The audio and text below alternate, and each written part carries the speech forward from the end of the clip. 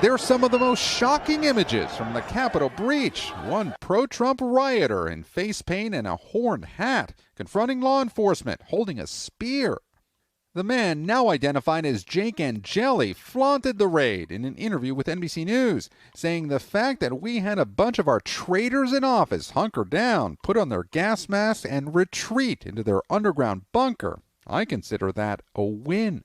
Police say Angeli is a known QAnon conspiracy theorist who has been seen at previous Trump rallies. QAnon is a far-right extremist group that, among other outlandish things, believes Democrats are running a satanic pedophile ring out of this D.C. pizza parlor. Savannah asked President Trump about his stance on QAnon in October.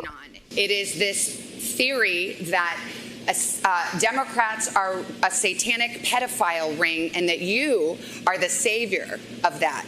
Now, can you just once and for all state that that is completely not true and that disavow QAnon in its entirety? I know nothing about QAnon. I do know they are very much against pedophilia. Those comments came after the president said this in August. I don't know much about the movement other than I understand they like me very much, which I appreciate.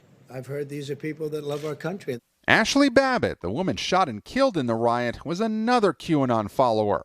The day before, she tweeted, "Nothing will stop us. They can try and try and try, but the storm is here."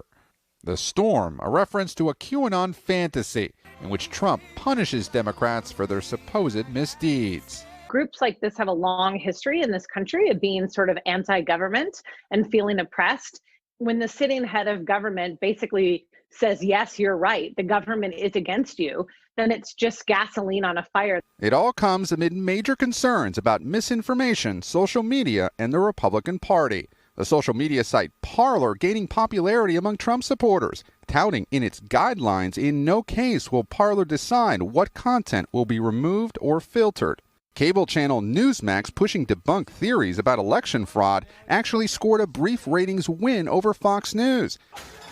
And while some of those who violently stormed the Capitol were extremists, some of the peaceful protesters in Washington on Wednesday still believed similar stories. We're going to walk down and I'll be there with you. An analysis of online activity lists QAnon as one of the many far-right groups calling for violence at the Capitol for weeks. Accounts linked to the group told followers to arm themselves, calling January 6th Independence Day.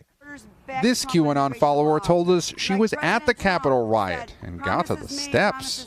We had a wonderful, wonderful gathering, because every gathering of President Donald J. Trump, it's like going to church.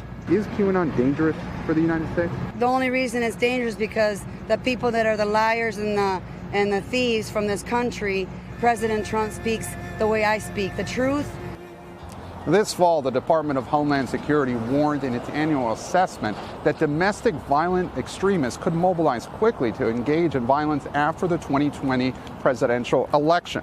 The agency calling the groups the most persistent and lethal threat to the homeland. Savannah.